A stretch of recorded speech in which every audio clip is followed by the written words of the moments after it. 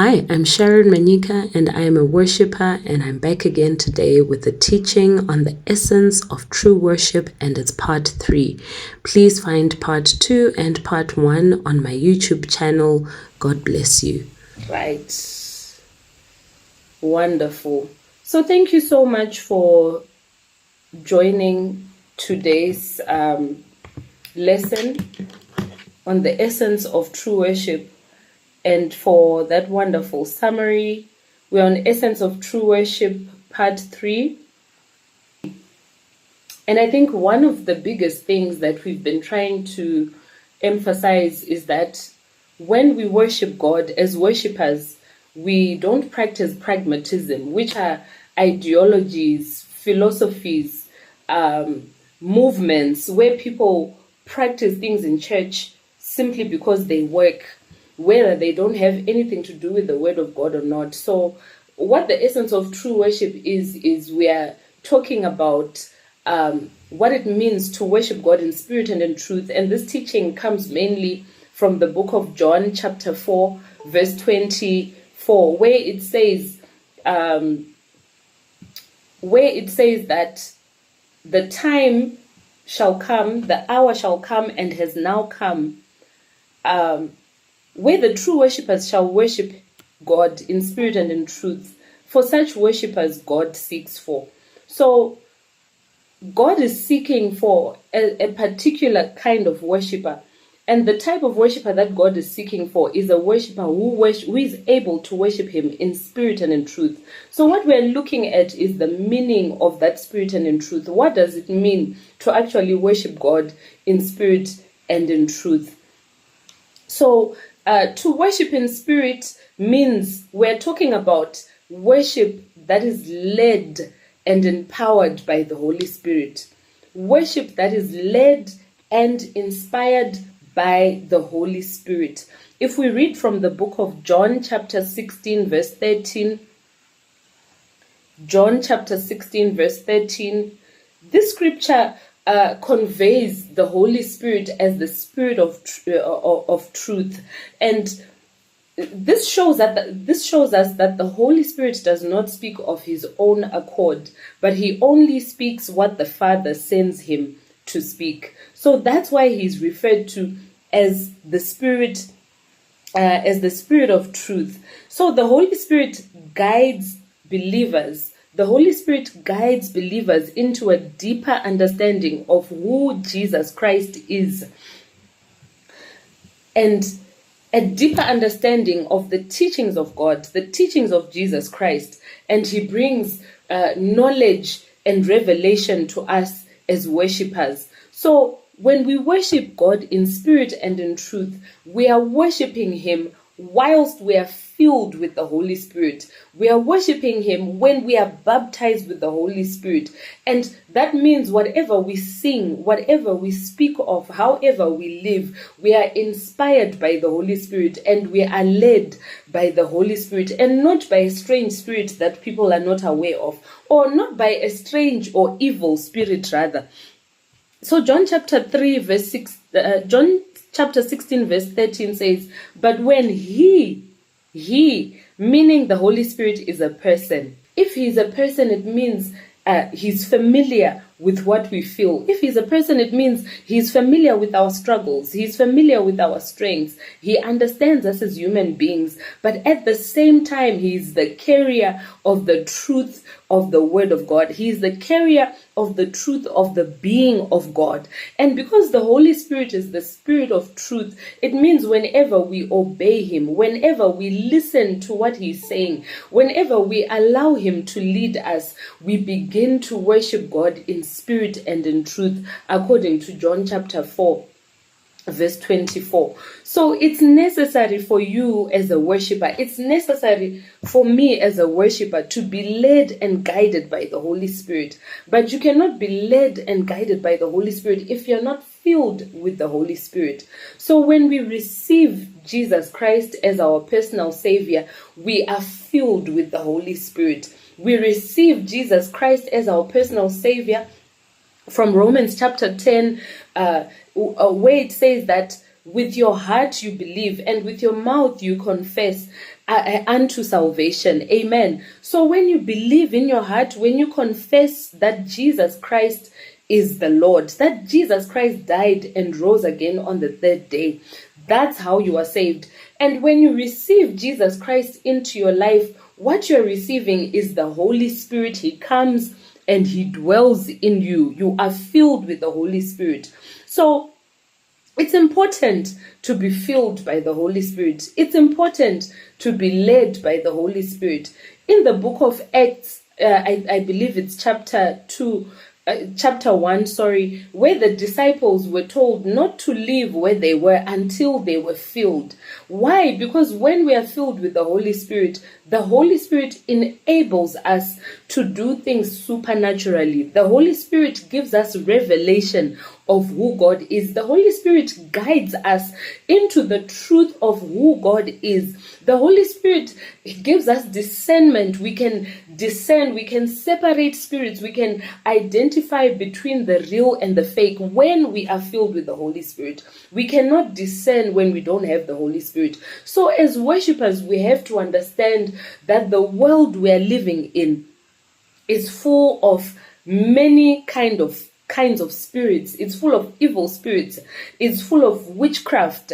If we look at music specifically, there are people who are selling their souls to the devil, selling themselves to the devil for success. And when they do that, you have to understand that the spirit that they're invoking upon their lives is the spirit of the devil. If we look at who the devil was before he fell, he was an archangel and he was a worshipper. There was none other like him. There was no other angel that could produce worship as he could before he fell. And then we know that because of his pride, he said to himself he would ascend and become greater than God. And because of that, he was thrown out of heaven. Him and some of the angels were thrown to the earth. Amen. Are we still there? Amen.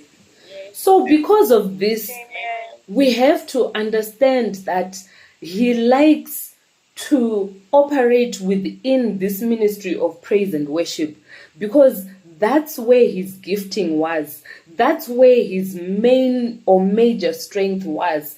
And so you and I, as worshippers, we have to be filled with the Spirit of God, so that everything that we do is of the Lord. So that everything, whatever we minister, whenever we open our mouths, people know that the Spirit that we are calling upon, the Spirit that is at operation within our lives, is indeed the Spirit of God. So you need the Spirit of God as a worshipper. Galatians chapter 5 verse 16 says, "So I say, live by the Spirit. So I say, live by the Spirit, and you'll never fulfill the desires of the flesh. For what the flesh wants is opposed to the Spirit." What your flesh wants and what your spirit wants, those are two different things. What are the desires of the flesh? What is it that our flesh wants? As worshippers, what are the things that we are fighting, that our flesh wants? What are the things that the Holy Spirit enables us to overcome? So they are listed in Galatians chapter 5 verse 19. The works of the flesh are evident, which are adultery, fornication, lewdness, idolatry, witchcraft, hatred, contentions, jealousies, outbursts of wrath, selfish ambitions. Selfish ambitions. I felt something in my spirit when I got to this one. I felt something where the word of God says witchcraft, because many people who are in the music industry are practicing witchcraft in broad daylight. When they sell their souls, they are inspired with lyrics, they are inspired with sounds by the devil, which in turn rest upon people or oppress people or possess people. If we look at rock music, it's very dark. If we look at different genres, they invoke different kinds of spirits. If we look at the rock genre, it's very dark. And if you look at most of the stars, people who are big in the rock industry, most of them, they die by suicide. Because a lot of the lyrics have to do with death. And so that type of music inspires recklessness. It inspires rebellion against God. It inspires, it invokes the spirit of death, the wish, the desire to die, the desire to go to hell, because it's rebellion against God. If we look at music like R&B, it invokes the spirit of nakedness. If you look at most of the videos, they promote adultery, they promote fornication, they promote nakedness. The women are usually half naked. That is the type of spirit that is an operation within that genre.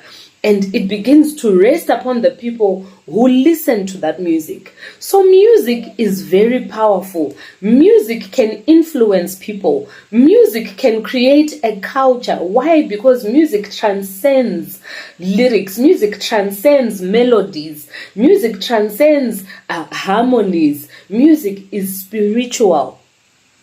Music was created by God. God is the master of all arts. Amen.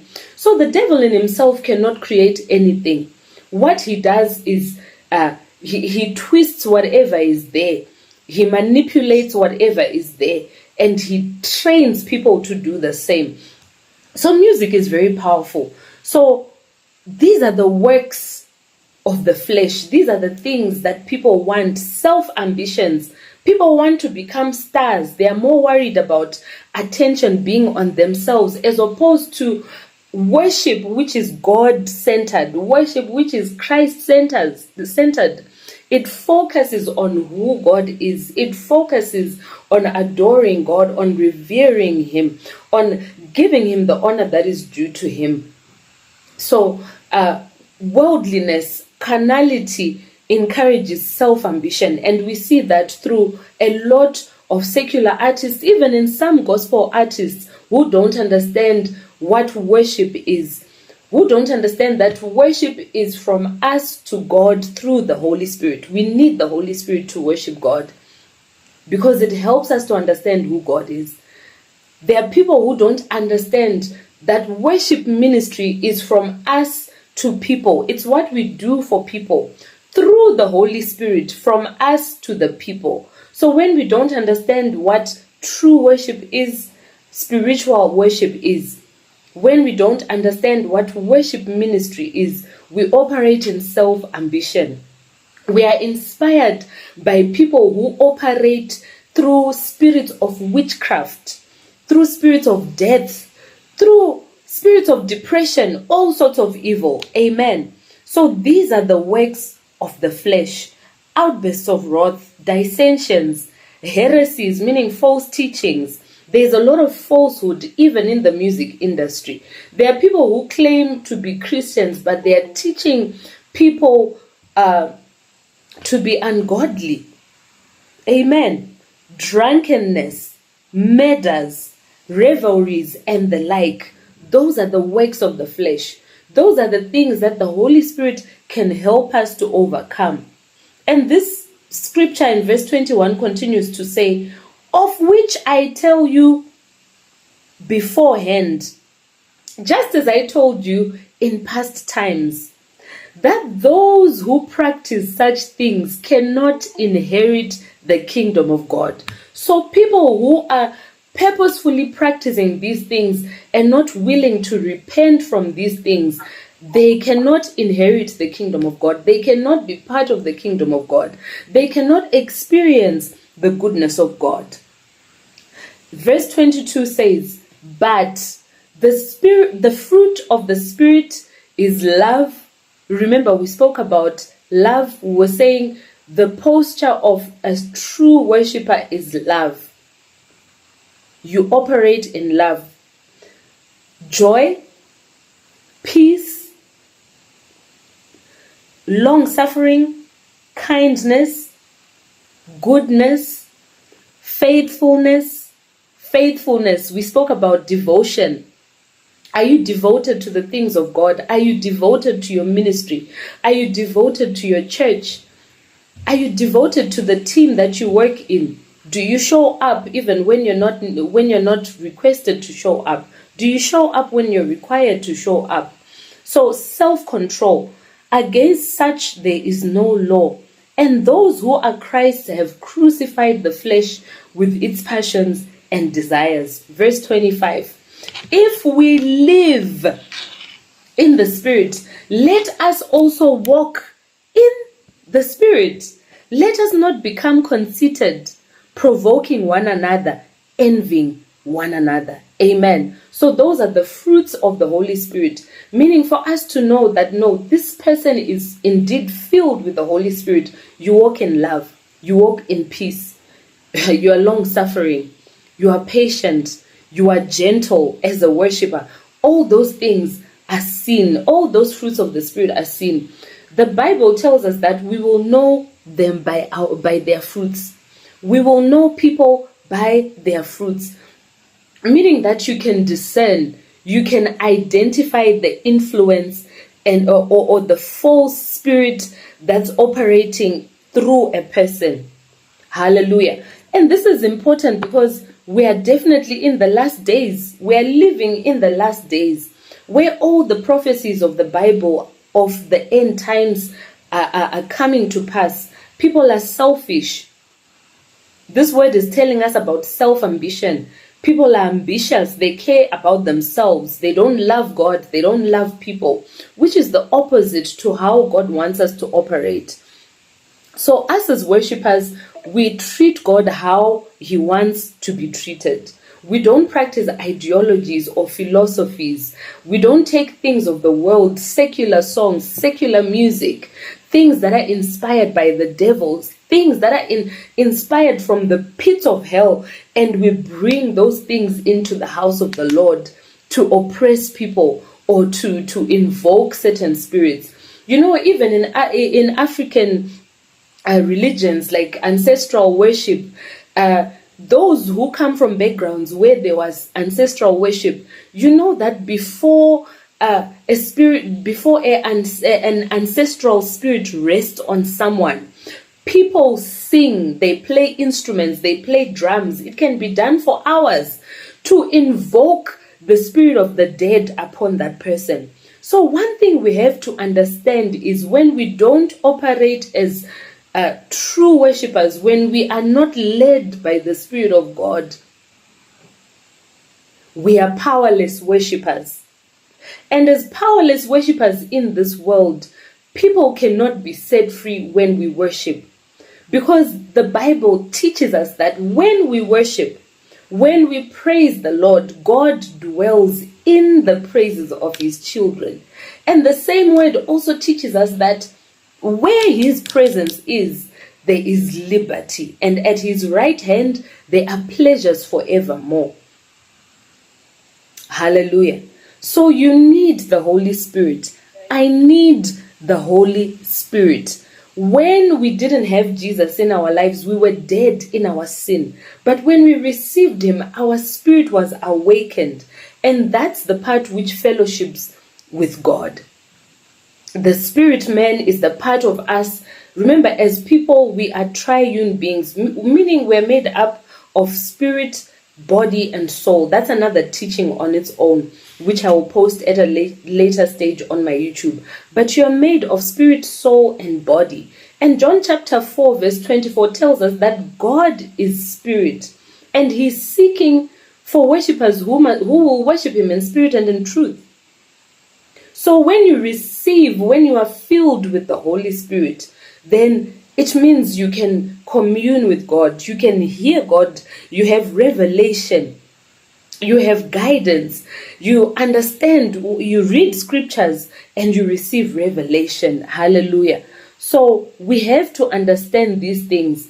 It's so dangerous to be a gathering of worshippers who are not worshiping God in spirit or the truth. Because the question becomes, what spirit are you operating under? What spirit is guiding you? Hallelujah. Yes. What spirit inspires you?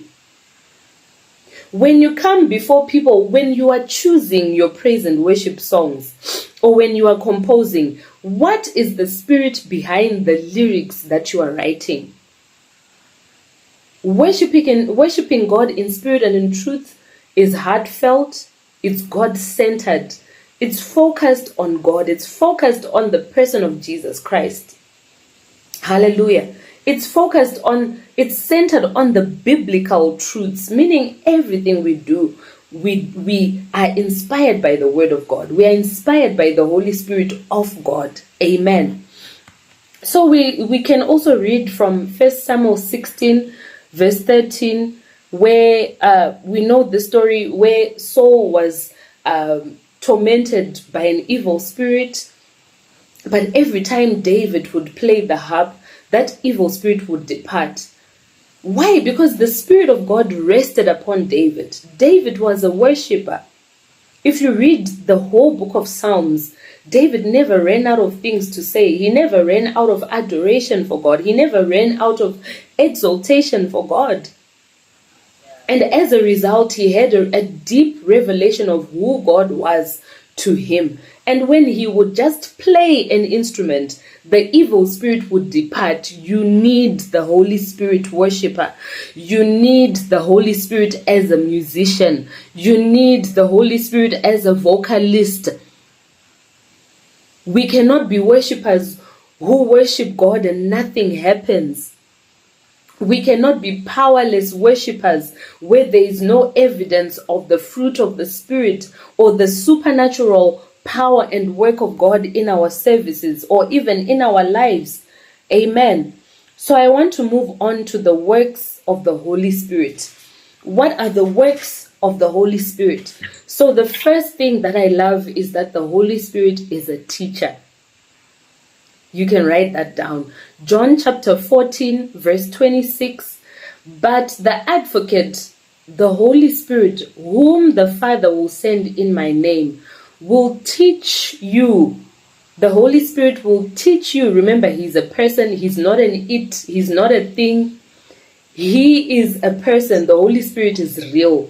He will teach you all things and will remind you of everything that I have said to you.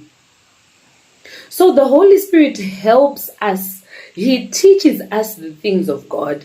He teaches us to understand the word. When you read this word, what does this word mean? What is this word saying to me? What is this word saying to the people? Which is why even when you write songs, you must be inspired by the word of God. Amen. He brings revelation, wisdom, and deeper insight into the scriptures.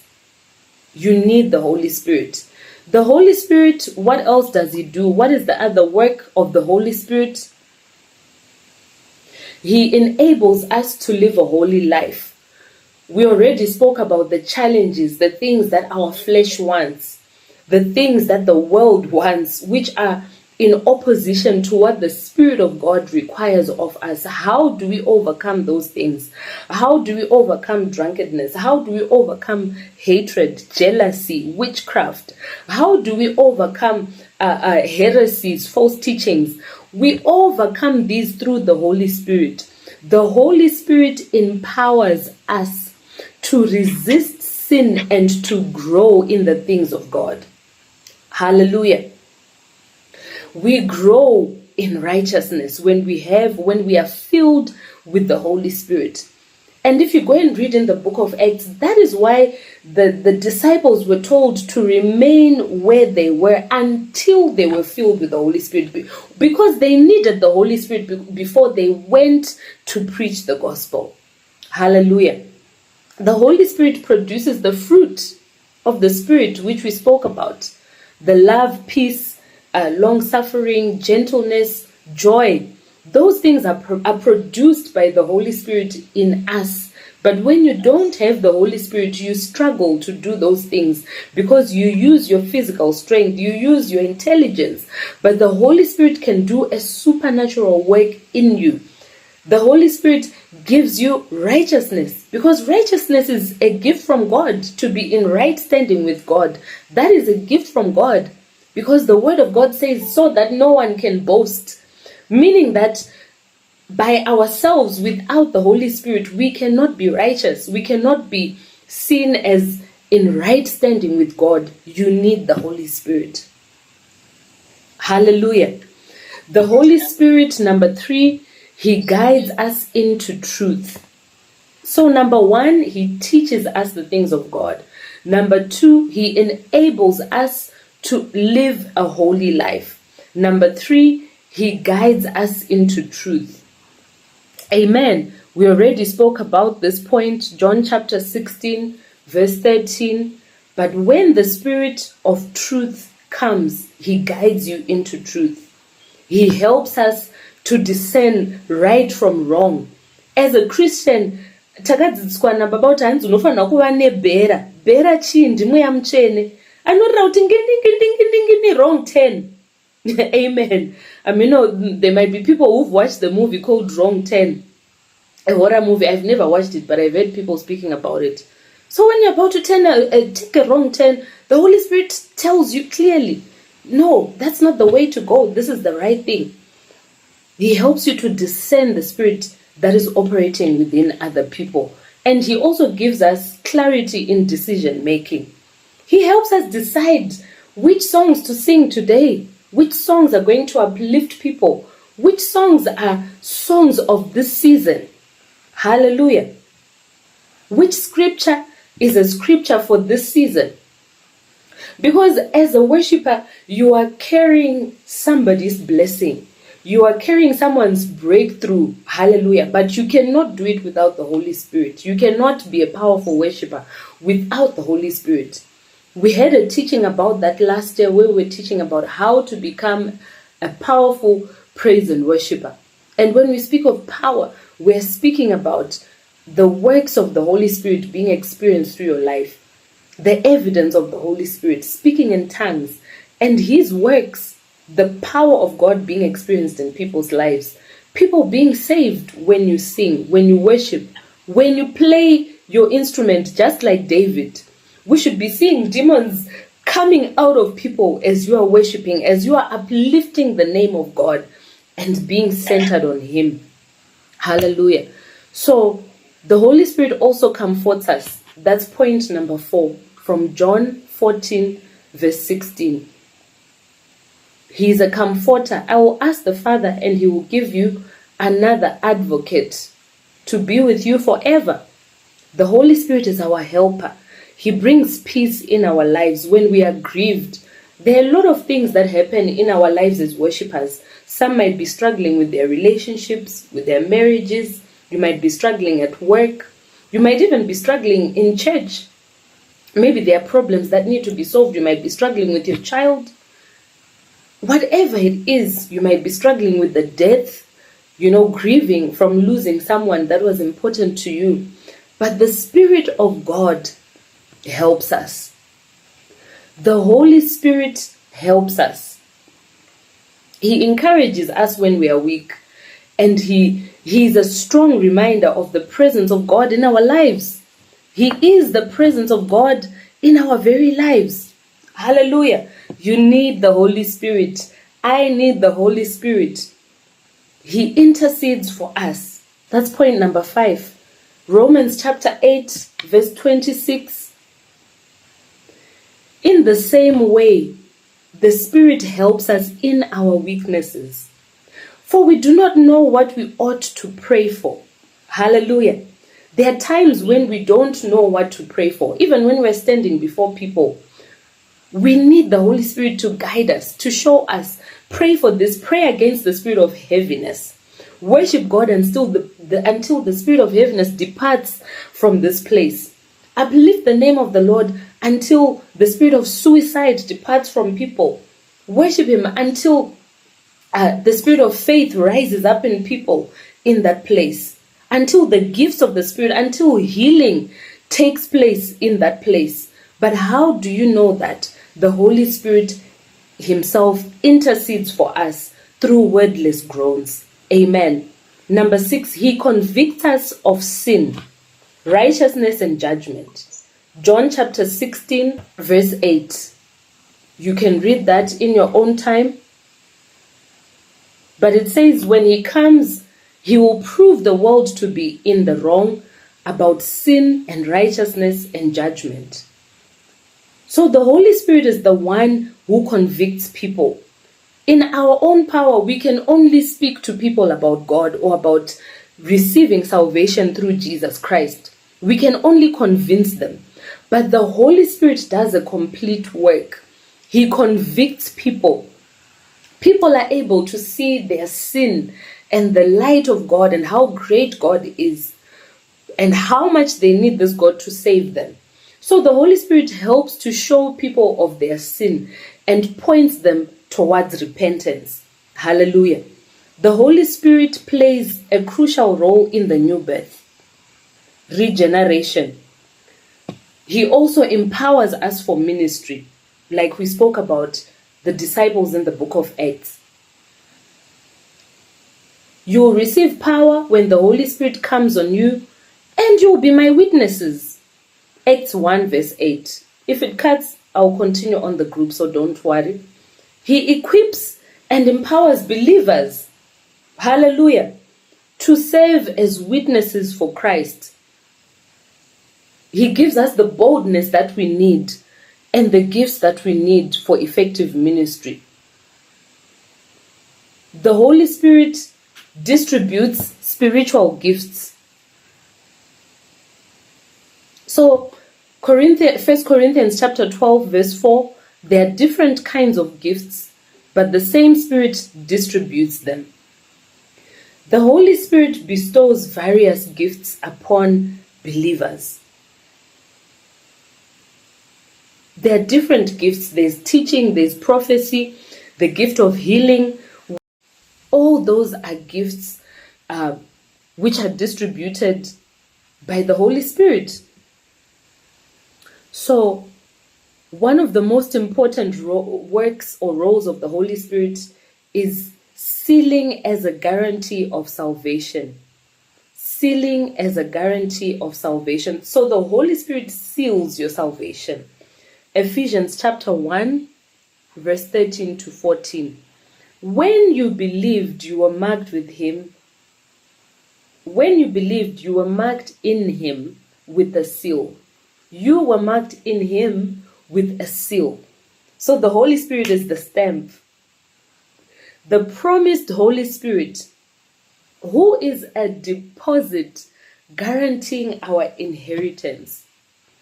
The Holy Spirit serves as a seal of our salvation, the completeness of our salvation, assuring us of God's promise and our eternal inheritance. What is our eternal inheritance? The kingdom of God. That is our eternal inheritance, eternal life. Everything that is good that God has promised us in his word. Hallelujah. So these are the works of the Holy Spirit. I tried to summarize them because it's a broad topic. I shall be teaching further on the Holy Spirit at another time. But we are focusing on the works of the Holy Spirit because it's a topic which is under worshiping in spirit and in truth. So true worship is not just about our outward action, but it's internal. Hallelujah. It's the heartfelt connection with God. And how do we connect with God? We connect at a deeper level. We connect at a higher level when we are filled with the Holy Spirit as worshippers. Hallelujah. So the Holy Spirit helps us to have a deeper relationship with God. Next week, we'll be looking at what it means to worship in truth. But today, thank you so much for attending. May God bless you. May God uplift you. I know you are filled with the Holy Spirit. If you're not filled with the Holy Spirit, I just want you to pray this prayer after me. It's a prayer of salvation so that you may also be filled by this Holy Spirit. You need to be saved. You need the Holy Spirit. Just say, Lord Jesus, I come before you in this moment. I believe in my heart that you are the King of Kings, that you died and you rose again. And I confess that you are King in my life. I repent of all of my sins and I come to you.